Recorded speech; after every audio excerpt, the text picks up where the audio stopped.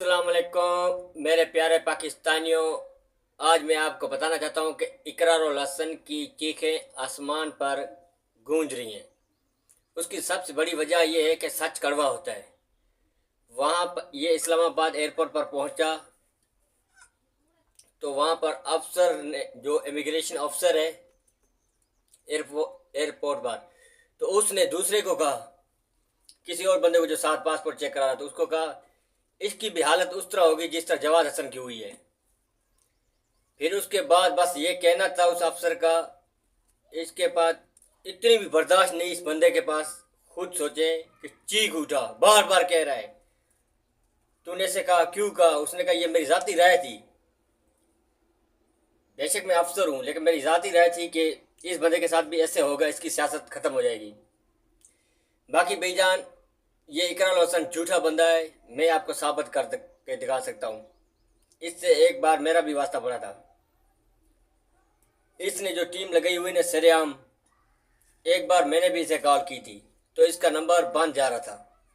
फिर मैंने इसका सरेआम वेबसाइट है उस पर नंबर दिया हुआ है, नंबर इसका मोबाइल बंद था तो व्हाट्सएप मैंने पर मैसेज किया कि आपका नंबर बंद जा रहा है। तो फ़ौरन जैसे मैंने वापस दोबारा कॉल की, 1-2 मिनट के बाद नंबर ऑन हो गया। नंबर ऑन हुआ, कॉल की तो मैडम ने फ़ोन उठाया। एक मैडम को मैंने कहा, मेरे चुलिस्तान में करप्शन हो रही है। जब चुलिस्तान अलाटमेंट चल रही थी तो आप हमारी मदद करें, इस करप्शन को रोकें, चुलिस्तानियों के साथ नाइंसाफ़ी हो रही है। तो मैडम ने ये कहकर इनकार कर दिया कि हम गवर्नमेंट के काम में दखलंदाजी नहीं देते। ये गवर्नमेंट का काम कैसे हो गया? एक करप्शन हो रही है, चाहे वो गवर्नमेंट का बंदा कर रहा है या आम बंदा कर रहा है, करप्शन तो करप्शन होती ना, वो तो गैर कानूनी काम है। लेकिन मैडम ने ये कहकर फ़ोन काट दिया। ये इसकी असलियत है, ये हकीकत है। बाकी ये जो सरेआम में बड़ा साफ़ी बनकर भाग दौड़ कर रहा था, ऐसे गोलियां खा रहा है, ये सारा ड्रामाबाजी होती है। पंजाब पुलिस हुकूमत अगर सपोर्ट नहीं करती, ये कहीं पर अपने घर से बाहर भी ना निकले। सिक्योरिटी होती थी, उसके बाद जाके ये कहीं पर जाकर प्रोग्राम बनाता था। बगैर सिक्योरिटी के ये कहीं पर नहीं निकलता, यही इसकी असलियत है। वरना ये इसकी टीम ये ना कहती कि हम गवर्नमेंट के काम में दखलंदाजी नहीं देते। भाई गवर्नमेंट का काम कैसे हो गया? गरीबों के साथ पैसे लूट मार हो रही थी, चुलिस्तानियों के साथ नाइंसाफ़ी हो रही थी।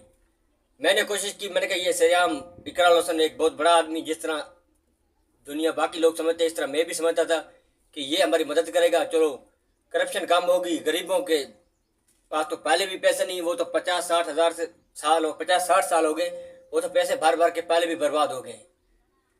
चलो कुछ करप्शन वगैरह कम हो जाएगी, किसी गरीब का भला हो जाएगा। यही हाल था। बस मैडम में यही जवाब था कि हम गवर्नमेंट के काम में दखलंदाजी नहीं देते। मैं कहा ये गवर्नमेंट का काम कैसे है? वहाँ पर यहाँ पर तो करप्शन हो रही है, हम आपको सबूत देंगे। कोई सबूत नहीं लिया, कोई कॉल काट दी, उसके बाद कोई नंबर भी नहीं उठाया। ये है इकरार हसन की असलियत। आज एक अफसर ने से कहा दूसरे बंदे को, वो इसको भी डायरेक्ट नहीं किया, नहीं कहा उसने। इसकी बर्दाश्त, कुव्वत बर्दाश्त देखो। अब ये सियासतदान, साफी से सियासतदान बनने की कोशिश कर रहा है। सियासतदान में बर्दाश्त होती है। इमरान खान साहब के सामने एक एंकर ने कहा, खान साहब अगर मुल्क को कल को कोई नुकसान हुआ ना तो हम आपको गिरबान से पकड़ लेंगे। वो मुल्क का वजीर आजम होने के बावजूद, वजीर आजम रह चुका, लेकिन उसके बावजूद खान साहब ने हंस कर जवाब दिया कि बिल्कुल ठीक। कोई ये नहीं कहा मुझे आपने इस तरह क्यों कहा कि गिरबान से पकड़ोगे। एक आप साफ़ी की क्या औकात है कि मुझे गिरबान से पकड़ ले? लेकिन खान साहब की दिला दिली देखी। अब इस बुज़दिल इंसान को देखो, इतनी सी बर्दाश्त नहीं है।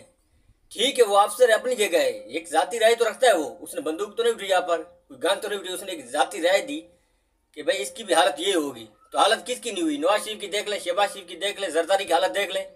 एक काउंसलर की हैसियत नहीं है अब इन लोगों में कि इलेक्शन जीत सकें। बाकी पाकिस्तान जिंदाबाद, पाकिस्तान आर्मी जिंदाबाद, पाकिस्तान पाइंदाबाद।